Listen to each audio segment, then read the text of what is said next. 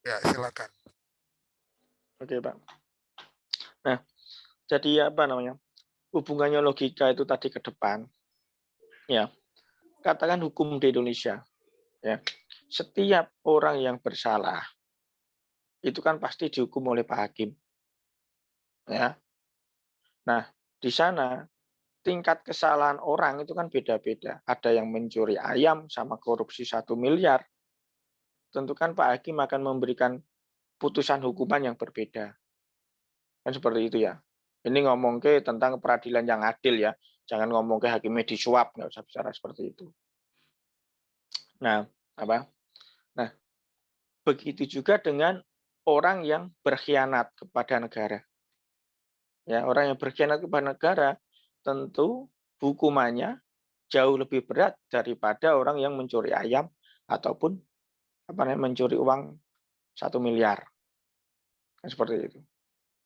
Nah, orang yang berkhianat kepada negara itu dimanapun hukum internasional pasti akan dihukum mati atau seumur hidup di dalam penjara. Nggak ada abolisi, gerasi, dan sebagainya itu kan nggak ada. Dan pasti negara akan murka terhadap orang yang mengkhianati apa namanya jadi mata-mata dan sebagainya itulah. Nah, apa sementara kalau yang mencuri ayam, mencuri korupsi 1 miliar, ya itu negara dalam hal ini Pak Hakim itu akan memberikan hukuman di penjara sampai dengan batas waktu tertentu.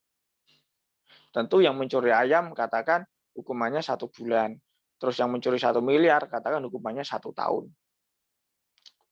Kan beda masa hukumannya.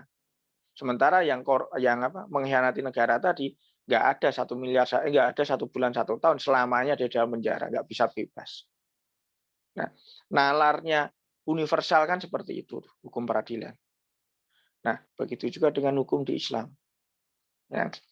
Di Islam, apa? Seseorang ini ngomong ke orang yang sudah memeluk Islam, ya, dia mencuri ayam, itu dia di mata Tuhan yang Maha Adil. Tentu semua agama ngomong ke Tuhan Maha Adil.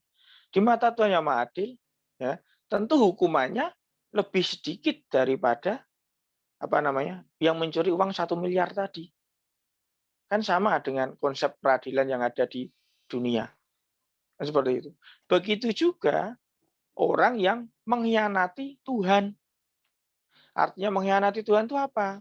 Artinya tidak mengakui bahwa kamu itu adalah Tuhan yang selama ini sudah menciptakan saya, sudah memberi saya nafas kehidupan. Saya nggak mengakui kamu, tapi saya mengakui justru Tuhan yang benar adalah B. Katakan seperti itu. Nah, untuk kasus itu, ya kan, yang mengkhianati Tuhan itu, ya, Tuhan nggak akan apa namanya membebaskan kamu dari siksa neraka selamanya. Kan itu. Sementara untuk yang kasus tadi, yang kasus mencuri ayam dan korupsi itu tadi, ya, kalau di Islam itu ini nggak ngomong ke perbuatan baik ya, ini hanya ngomong ke perbuatan dosa itu tadi loh, jahat itu tadi loh. Nah, apa untuk kasus mencuri ayam ataupun korupsi 1 miliar itu tadi, Tuhan akan menghukum sesuai dengan apa besaran tingkat perbuatan dosa yang dia lakukan di dunia. Artinya dihukum 1 bulan, 1 tahun, katakan seperti itu sesuai perbuatannya. Sesudah itu, ya, akan diangkat di ke dalam masukkan ke dalam surga. Karena kalau di Islam itu sudah mati hanya ada surga dan neraka. Finalnya kan nanti seperti itu kan. Nggak ada keluar dari neraka tengah-tengah itu nggak bisa, nggak ada. Ya keluar dari neraka ke surga. Kalau konsep di Islam seperti itu. Nah, apa selama dia Islam, ya dia apa melakukan perbuatan jahat yang itu tadi saya sebutkan, mencuri ayam, membunuh atau apapun, memperkosa dan seperti itu akan dihukum oleh Tuhan. Itu di neraka. Habis itu setelah masa hukumannya selesai, bebas. Sama di dunia juga seperti itu. Masa hukuman selesai dia bebas. Kan itu kan? Di Islam juga bebas. Artinya bebas itu dikembalikan ke surga, ditarik ke surga. Sementara yang mengkhianati Tuhan itu tadi, dia nggak bisa ke surga abadi selamanya di sana.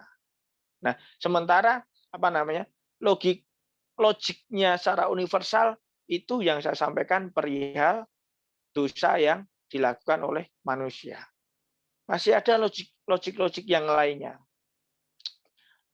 Mau saya lanjutkan atau Anda mau mengomentari dulu?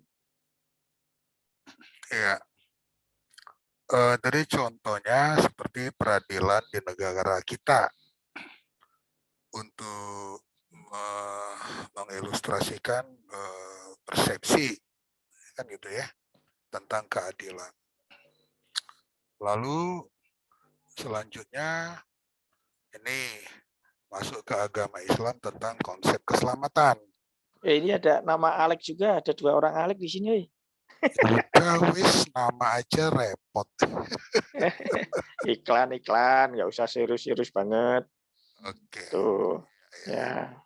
Nah, yang tentang konsep keselamatan kita belum mau bahas, tapi sebentar dulu ya Pak Alex ya. Silakan ini Pak David, silakan bicara, raise hand, silakan. Terima kasih Pak Kris, Pak Alex dan teman-teman.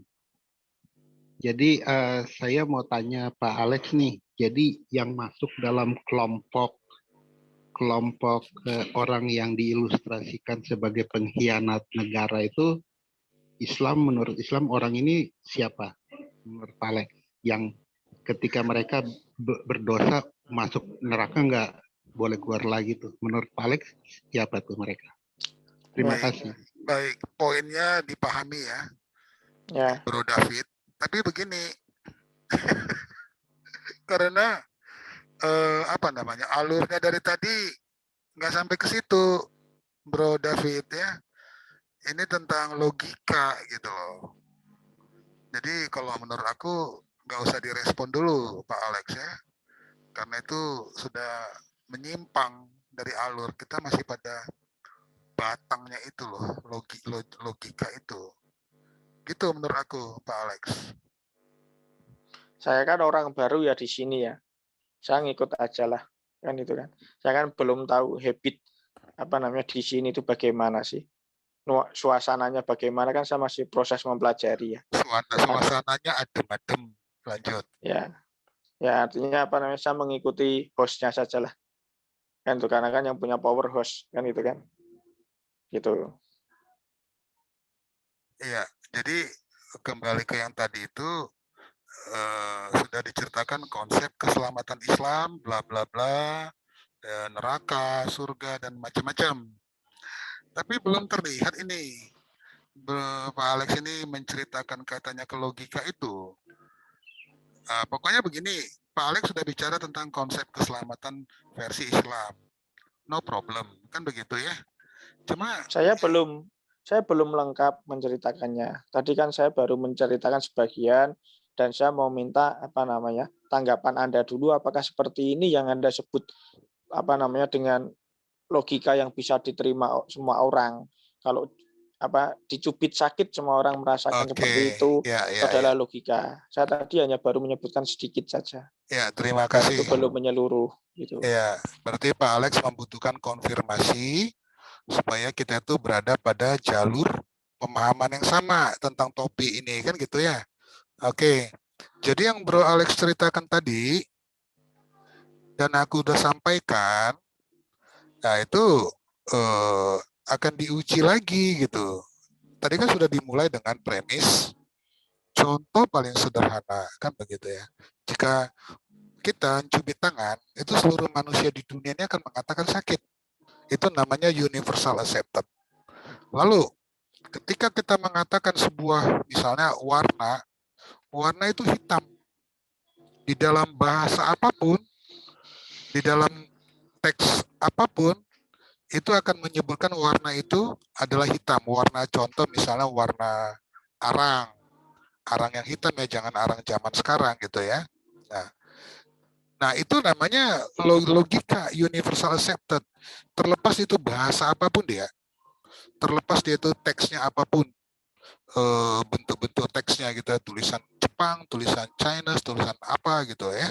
Nah, tetapi kalau untuk warna tadi sebagai contoh hitam, ada beberapa pihak itu menyebutkan warna itu adalah warna merah, ya. Sementara yang universal accepted, waktu menunjukkan ke arah warna merah, mereka menggunakan kata warna, mereka menggunakan apa misalnya, ya itu merah. Nah, sementara beberapa pihak ini menyebutkan itu sebagai hitam, warna merah itu. Nah, makanya sekelompok itu atau beberapa kelompok pihak tadi itu tidak universal accepted bahasa yang digunakannya maupun terminologinya. Ini mungkin menambah pemahaman tentang logika tadi. Nah, yang beberapa pihak tadi malah menyatakan warna merah yang dideklar oleh universal accepted itu menyebutnya sebagai warna merah juga. Artinya mereka menggunakan terminologi ambigu. Warna merah mereka gunakan untuk menyebutkan warna hitam dan juga untuk menyebutkan warna merah. Seperti itu kira-kira maksudnya logika tadi. Kalau Pak Alex bisa paham. Tadi kan saya itu kan bicara sampai dengan terakhir saya ngomong itu tadi kan saya itu kan ingin menanyakan ke Anda, ya kan, apakah seperti yang saya contohkan itu hukuman-hukuman itu tadi di dunia dan hukuman Tuhan Islam memberikan hukuman di akhirat di neraka itu adalah disebut dengan apa? Logika universal accepted. Lah logika universal Oke. accepted. Saya itu Ya. kan poinnya itu kan hanya masih di sana saja. Oke. Kalau itu bisa diterima kan saya lanjutkan. Kalau itu tidak bisa diterima logika universal accepted, ya saya diam karena saya nggak tahu harus bagaimana lagi bercerita. Kan hanya seperti itu saja. Iya. Jadi tentang yang tadi itu hukuman-hukuman tadi mencuri, ya kalau aku tidak salah ya dengar ya, jangan dulu kita masuk pada surga dan neraka ya, jangan dulu. Tapi misalnya mencuri bagi Indonesia itu hukuman sekian gitu kan, lalu di Islam mungkin apa ya, potong tangan begitu tadi maksud apa ya Pak Alex? Bukan, saya tidak ada bahasa saya potong tangan tadi, ya kan? Ya. Tadi ya kan nggak ada bahasa saya potong tangan tadi kan? Bahasa saya itu tadi, ya kan? Apa? Implementasi daripada penghukuman Pak Hakim di dunia ini loh yang profesinya hakim sarjana hukum itu. Dia kalau memberikan hukuman kepada seorang pencuri ayam, katakan 1 bulan. Sementara bagi seorang koruptor 1 miliar, dia memberikan hukuman itu katakan 1 tahun. Dan sementara si C yang dia seorang pengkhianat negara, Pak Hakim tadi akan memberikan hukuman itu adalah penjara seumur hidup atau hukuman tembak mati. Nah, di Islam ya, di Islam si pencuri ayam itu tadi dia akan diberi hukuman oleh Tuhan, katakan di neraka. Ya, karena penegakan keadilan di Tuhan itu, hakim di dunia itu kan penegakan keadilan toh. Ya kan? Kalau ngomongin penegakan keadilan di Islam, hakim itu nanti apa namanya? Berfungsi itu setelah manusia itu mati. Setelah manusia mati tidak bicara potong tangan. Saya tadi tidak ada bahasa saya potong tangan, itu bahasa Anda sendiri yang nambah-nambahin. Kan itu. Nah, bicara peradilan di Islam, apa badan ini sudah remuk dimakan tanah, nggak cuma tangannya yang kepotong. Nah itu bicaranya di sana itu adalah atas perbuatan dosanya dia di dunia tadi loh yang mencuri ayam. Ya, itu sama Allah, Tuhannya Islam, itu akan mendapatkan hukuman katakan 1 bulan, katakan seperti itu. Lebih ringan daripada yang mencuri 1 miliar tadi. Sementara si C yang mengkhianati Tuhan, ya kan, sama Allah itu akan dihukum selamanya di neraka. Abadi di neraka. Nah, untuk yang mencuri ayam tadi sudah dihukum di neraka 1 bulan. Habis itu dia akan dipindah ke surga. Yang korupsi 1 miliar tadi saat di dunia, dia sudah di neraka selama 1 tahun, katakan. Habis itu dia akan dipindah ke surga. Baik. Sudah dapat ditangkap. Nah, jadi begini. Ya, jadi secara utuh dulu. Oke. Ya, sudah dapat ditangkap. Ya. Jadi tadi kan sudah disebutkan juga yang kita bahas yang di bumi, gitu loh. Tadi kan surga neraka nanti dulu, termasuk segala peristiwa-peristiwanya, apakah itu peradilan, ataukah itu reward, atau apa, nanti dulu. Karena dimensinya sudah berbeda. Gitu. Jadi logika itu hanya berlaku di dimensi ruang dan waktu. Sementara surga dan neraka itu bukan di dimensi ruang dan waktu ini. Walaupun bisa didebat ya. Tapi maksud aku kita batasi gitu Pak Alex dulu. Kita batasi di bumi ini logika tadi gitu. Karena definisi logika tadi itu dapat dibuktikan atau sudah terbuktikan. Kan begitu dari awal. Ya, lanjut Pak Alex. Saya tadi bicara, saya tidak pernah menyetujui dengan apa yang bahasa yang Anda sampaikan. Ya kan? Saya tadi baru menyampaikan apakah logika yang saya coba sampaikan ini tadi, penghukuman, saya mengilustrasikan dengan hakim di dunia, itu masuk dengan bahasa logika Anda apa tidak? Saya Oke. bicara, sebentar dulu dong. Sebentar dulu. Maksud aku supaya jangan lupa gitu loh. Sebentar dulu. Soalnya saya kalau dipotong gitu, sudah hilang kan, saya ngomongnya hilang gitu loh. Apa Anda ngomong aja terus? Saya kan tadi sebelum masuk saya kan cuma ngomong, saya tak patong saja lah, saya tak melihat kebiasaan di sini bagaimana, kan saya sudah menawarkan seperti itu kan. Karena saya kan belum tahu habit di Zoom Anda ini bagaimana, saya belum tahu. Baru sekarang saya masuk. Kan seperti itu. Apa Anda diskusi dulu aja lah dengan yang lain, ya kan? Saya tak diem, saya tak mendengarkan saja, saya nggak usah diajak ngomong lah, kan itu kan? Anggap saya patung, udah gitu aja. Jadi apa namanya? Maksud saya itu biasa bisa mempelajari bagaimana habit di Zoom Anda ini gitu. Saya mengenal Zoom RAK, saya mengenal Zoom-nya MN, bukan Zoom ya, apa StreamYard ya, kan itu kan? Zoom yang punya seperti ini kan nggak cuma Anda kan? Nah, apa namanya? Tapi saya nggak mau masuk di Zoom-nya itu, karena saya tahu habitnya di sana bagaimana, saya tahu. Saya nggak mau masuk di sana ngapain. Begitu juga di Zoom Anda ini. Tadi di awal saya sudah sampaikan. Saya kalau boleh saya tak diem di sini mendengarkan dulu, saya mau melihat kebiasaan Zoom Anda bagaimana. Tentu di sana saya melihat Anda sebagai moderator. Kan seperti itu. Saya rasa sebaiknya seperti itu dulu sih. Tujuan saya apa namanya? Itu kalau diizinkan saya di sini, kalau nggak diizinkan ya saya tak keluar, nggak apa-apa. Nah, itu saya belum tahu, sekali lagi belum tahu. Saya baru sekali masuk di Zoom Anda, saya baru mempelajari habitnya bagaimana. Saya rasa seperti itu, Pak. Oke, jadi sebenarnya nggak ada masalah. Cuma karena tadi apa namanya ya?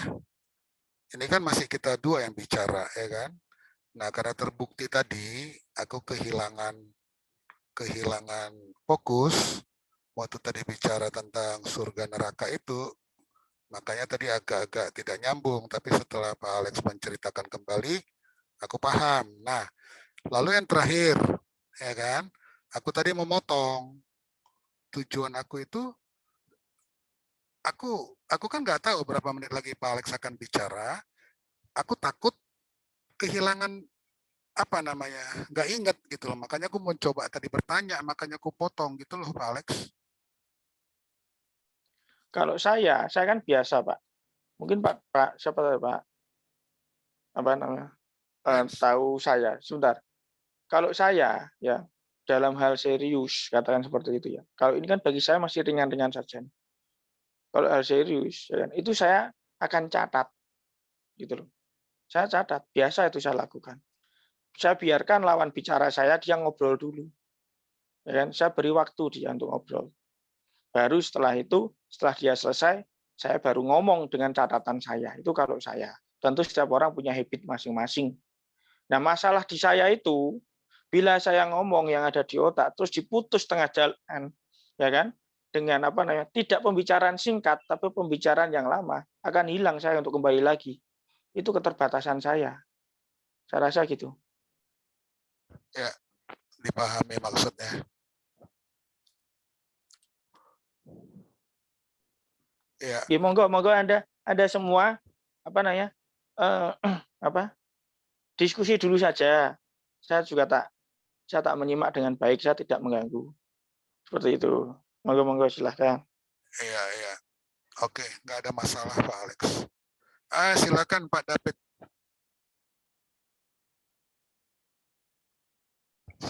Ya, tadi saya mendengar Pak Alex memberikan penjelasan. Penjelasan itu sebenarnya sudah pernah saya dengar dari seorang ustadz.